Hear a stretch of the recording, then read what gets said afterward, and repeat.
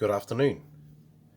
Now, today I have been pruning my citrus trees and also have a bunch of privet seedlings that always pop up along the fence line.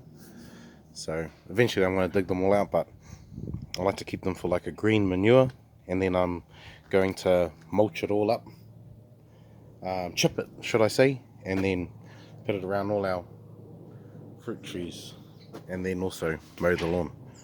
But yeah, so that's the plan for that stuff. And what I have here is a Raglan seedling apricot. It is a bright orange blushed apricot with a beautiful true apricot flavour. Small to medium size, low chill apricot, which is good. So it'll be good in Auckland and further north. So I'm going to be planting this out the front. But what I've done is I've topped it.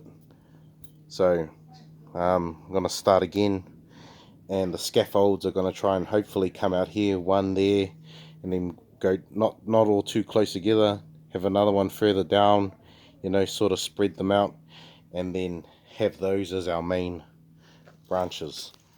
Right. So what I have done is topped it. So there it is. That was what it came as. And I have selected a nice scion. So I picked last year's growth, not the new growth this year, and not the old growth. Sometimes the old growth can be used, I reckon, but I sort of like semi-hard kind of wood. And this still has quite a few dormant buds along it. It's approximately, what's that, 250 mil. So this is going to be my scion piece right here. All right, and this is a peach seedling from last year. So this is going to be our rootstock. It's probably probably Golden Queen or something, not too sure really, as they always just pop up. So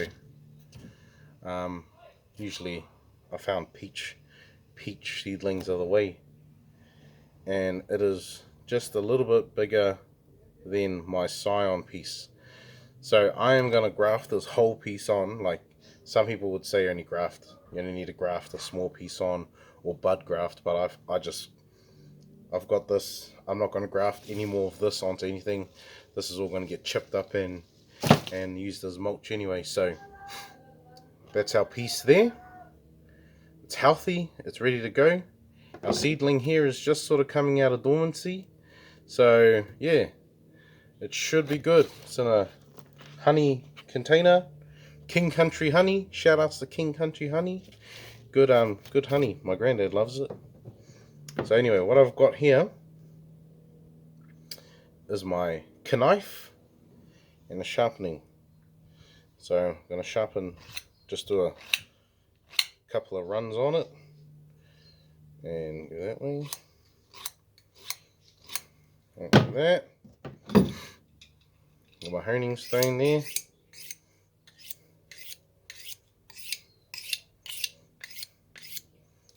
It should be good enough.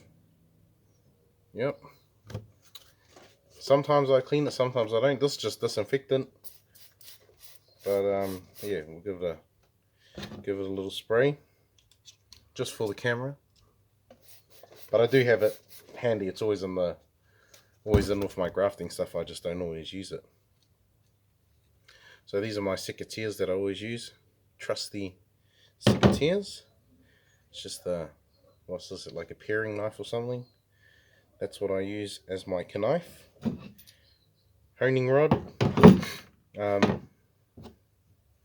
Parafilm. That's what I always use. And it works for me. So That's what I like. Parafilm there. One more thing.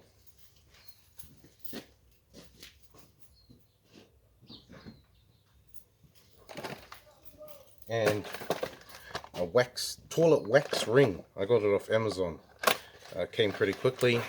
Mata, he uses this wax, and it makes a lot of sense. It gives a watertight seal for a toilet, so it should give a watertight seal for our graft union. So that's what we're going to be using there. Now this is only going to be done in one take. I'm not going to fluff around doing multiple takes, but it's quite a beautiful day here in Tamaki Makaurau. Decided it was a good day to prune the fruit trees and stuff, and after I chip it all up, I will be mowing the lawn.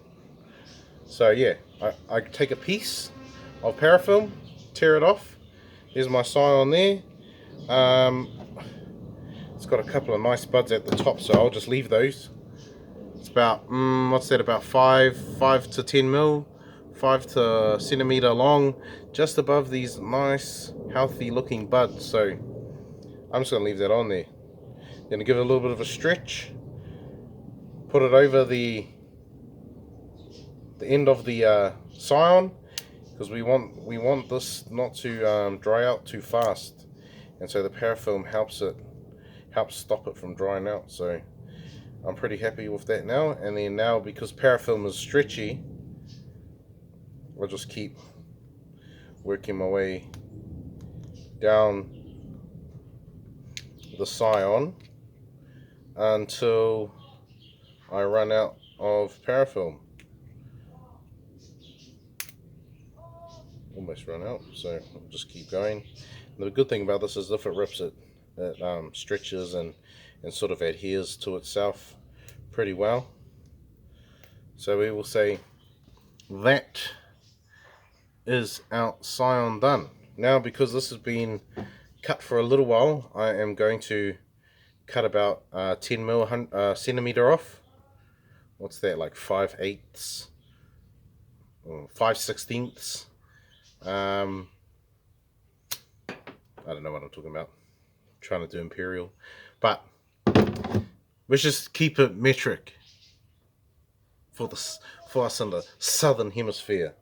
You're coming to you from Manurewa, South Auckland, the Hori Grafter in the whare. So there we are.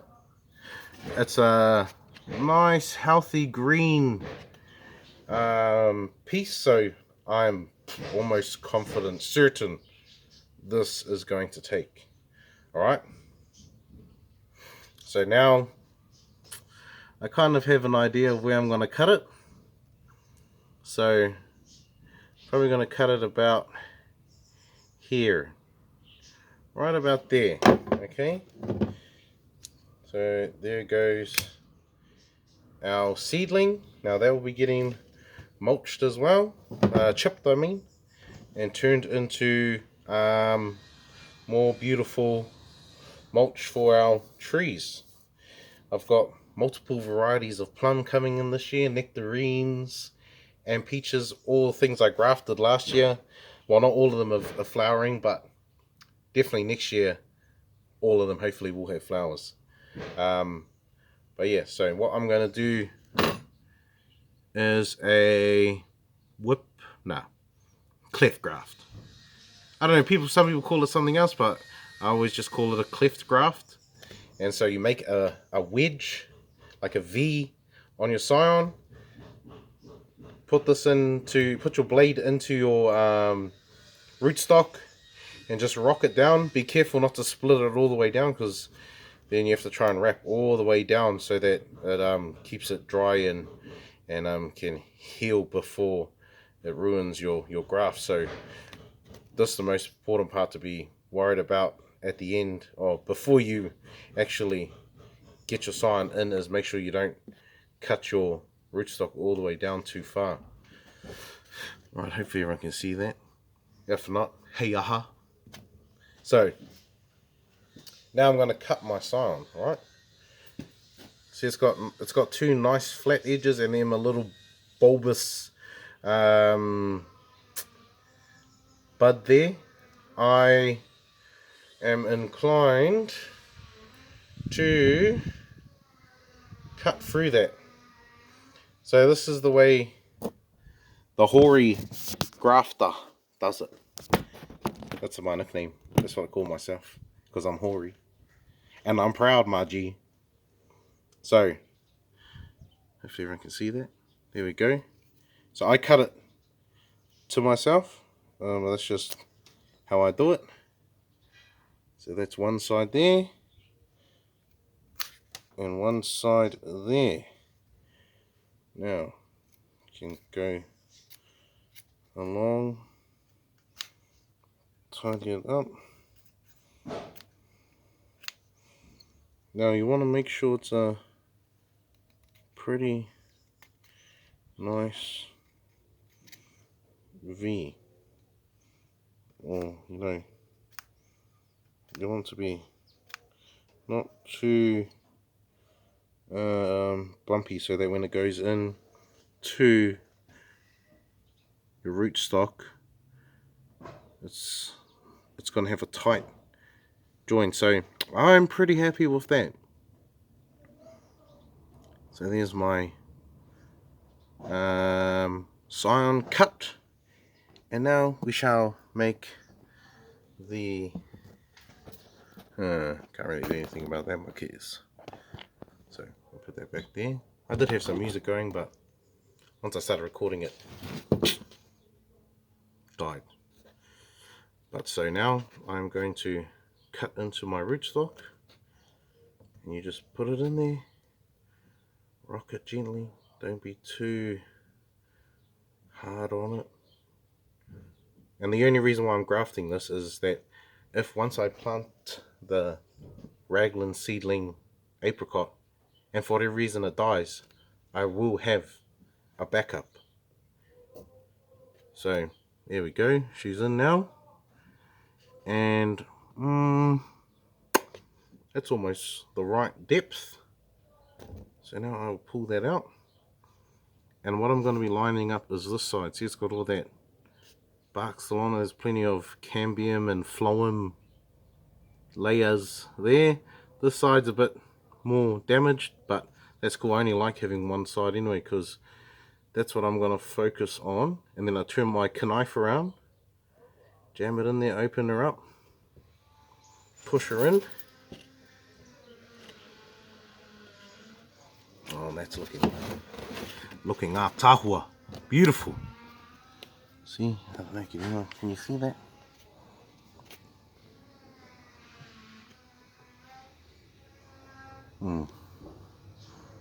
Not really, but if it wants the focus, no, it doesn't really want to focus. But I have a very nice contact right there. All right, and so give it a squeeze test. Oh, that's looking perfecto. So that's pretty good. I can give it a little bit more in, and sometimes what you can do is line it up on one side and then tilt your scion to the other side, and so that it makes contact on both sides. Sometimes I do that, but I'm pretty happy with how that's looking there. So what I'll do now, oh, if only it would focus, but hey yaha. Take my paraffin, rip a piece off, and now I'm going to break the bud off the seedling. I don't want that pushing through too early.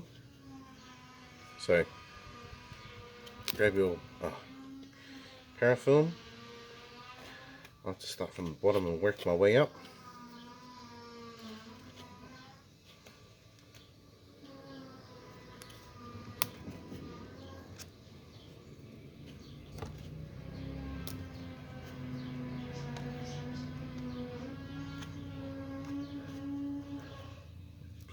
there again.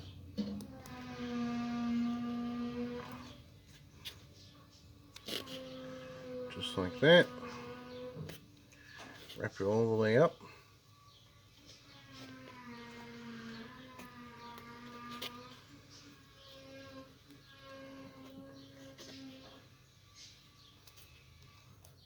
Being careful, but also trying to ensure you get a nice seal. Now I'm about 1.5 centimeters above where the exposed flesh of the scion is, so now I will go back down around until I run out of paraffin, and that's that there.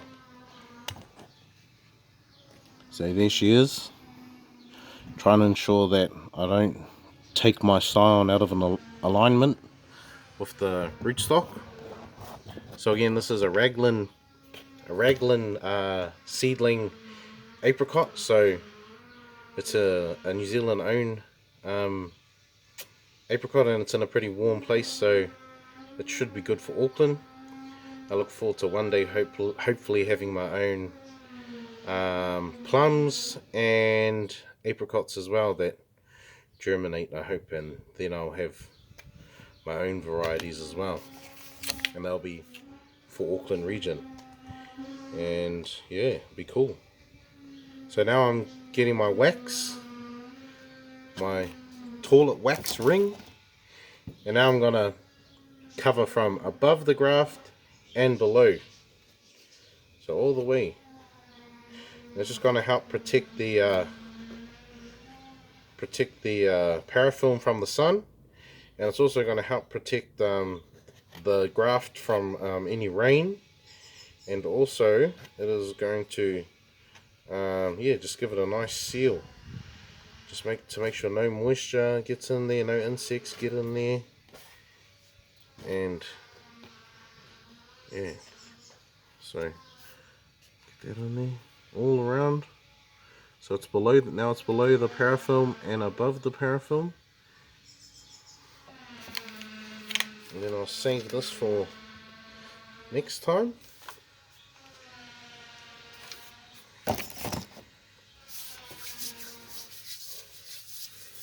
And then, oh, beauty, beauty. So there we have it. Gonna focus? Nah, still not really. It's just on my Samsung A8.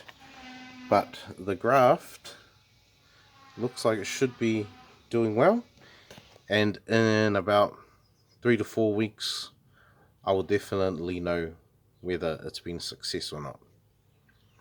But I'm pretty confident it will be. Peach seedlings, pretty good bloody rootstock, I'll give you that.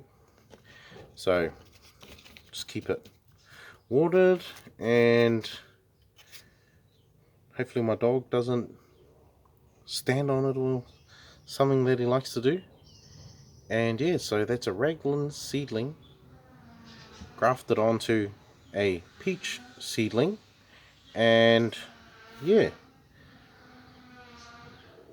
that's it.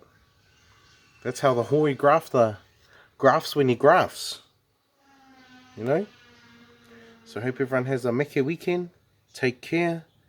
Mauri kai, mauri ora, mauri whānau, ja ja. Chur, mai, Māoris and non-Māoris.